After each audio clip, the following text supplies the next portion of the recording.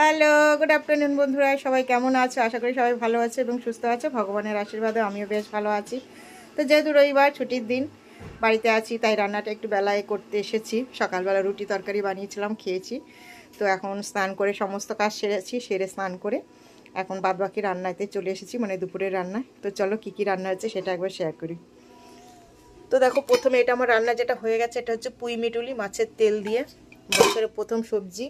পুঁই মিটুলি খেতে আমার কিন্তু দারুণ লাগে। তোমরা কে কি ভালো খাও একটু কমেন্ট করে জানিয়ে তো, কারা কারা ভালো খাও। আর এখানে হবে দেখো, চিকেন ধুয়ে পরিষ্কার করে নিয়েছি, চিকেনের আলু ভাজা হচ্ছে। আর এখানে এটা হচ্ছে মূলো পাতা, এটাকে বাটবো একটু, আর ভাত হবে। তো দেখলে আজকে রেসিপিগুলো কেমন লাগলো অবশ্যই কমেন্ট করে জানাবে। ভিডিওটা ভালো লাগলে একটু শেয়ার করে ছড়িয়ে দিও। সঙ্গে থেকো, পাশে থেকো। ইউটিউব বন্ধুরা অবশ্যই আমাকে সাবস্ক্রাইব করে পাশে থেকো। ফেসবুক বন্ধুরা বন্ধ করে নিও। টাটা।